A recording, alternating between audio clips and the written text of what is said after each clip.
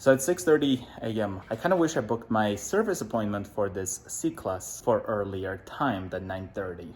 What I mean is, I don't wake up this early normally, but it was the pre-order time. I'm an Apple fan. Now enough of that. It's actually getting pretty cold. Let's get inside the C-Class and start it up.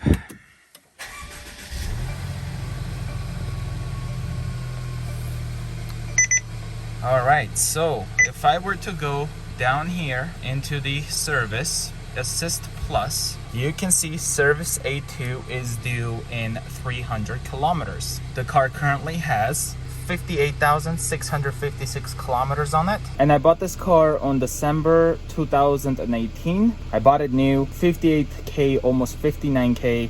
And honestly, this car has been trouble-free.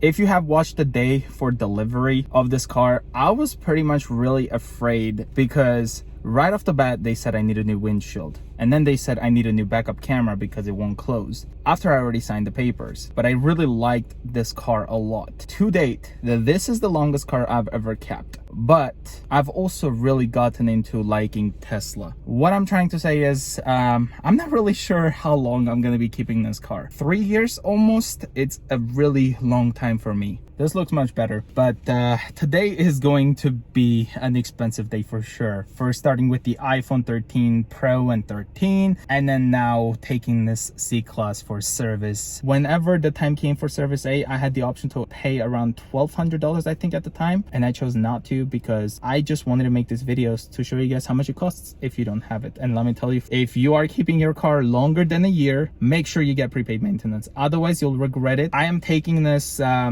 bill on my own just so you guys can see how expensive it is, especially the fact that you can finance it with the cost of the car, at least here in Canada, so you can literally pay monthly for the maintenance plan. It'll be interesting to see how this all goes.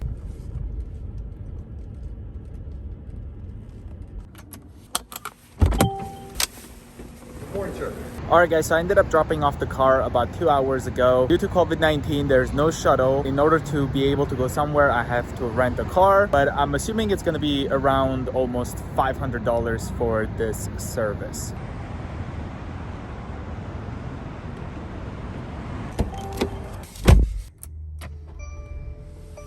So I'm finally in the car. It is currently exactly 12 p.m. and I was here 8:22 a.m. This was a really long wait. However, it could be partially my fault because my appointment was for 9:30 and I was here at like 8:22. It was a long wait, and not having a shuttle and a loaner car or anything like that, having to wait inside is definitely not a good experience. If we go over here into the service, it says plus, you can see service B3 in 365 days. So that's how long we have left for service B3, which is probably gonna be pretty expensive, just like last year, probably more expensive than that. However, this one isn't actually as affordable as I thought. Let me tell you why. So here we have it. Service A, it is $243.50. Oil filter element is $18.62. Oil filter recycling fee, 50 cents. Mercedes genuine parts oil, 5W40. That is $107.10. Oil recycling fee, 70 cents. Windshield washer fluid, $5.42. Fuel additive, $33.15. CR 2025, this is the battery for the remote. That's $7.22. Engine oil treatment, $15.95. Dust filter, $25.95. Parts, $213.41. Labor, $243.50. Other, $1.20. Total is $458.11. Maintenance display in cluster indicated plus 300 kilometers plus 34 days. Performed minor service including changed engine oil and filter. Topped up washer fluid, checked and corrected fluid levels under hood. Measured brake linings, front 7.5 millimeters, which is 50%, rear 3.5 millimeters, and that's 5% remaining. Corrected tire pressure to spec, tires front 2 to 3 millimeters, rear 2 to 3 millimeters. Replaced the remote key batteries, reset maintenance counter in cluster, replace pre-dust filter. Perform multi-point inspection. I do have an issue where this tray does not stay closed.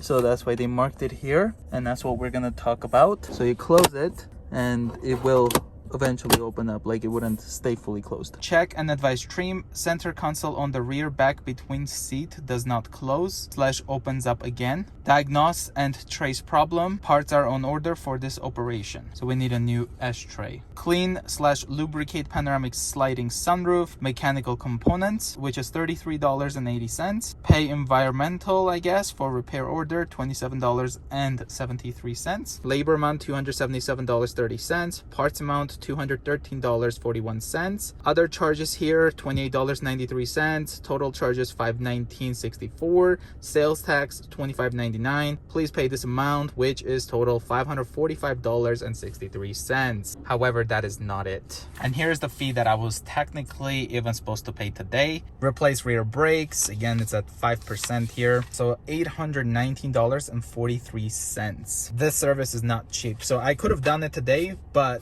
I was told that there is a sensor inside of the brake pad that will have a light on when it is literally the time to do it. So it could come up soon.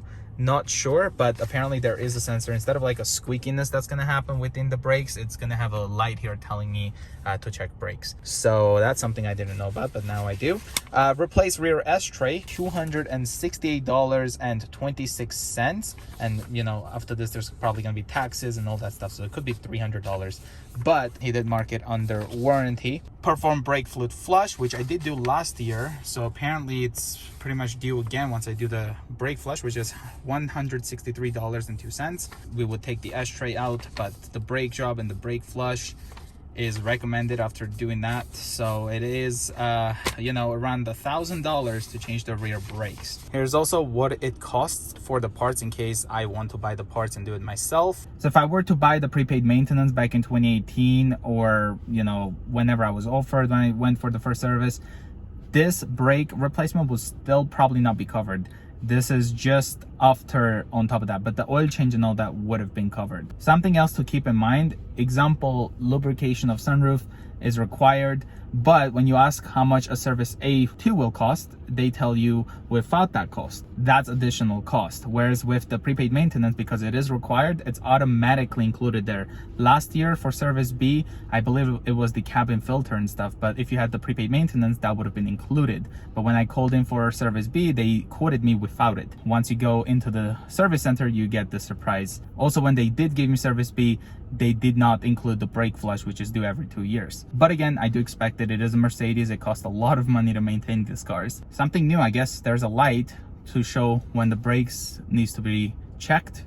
So I'll wait for that light, and then I'll see if I still have the car, and then I will go with replacing the brakes. Other than that, thank you guys so much for watching. If you're new, consider subscribing, and I'll see you guys next time.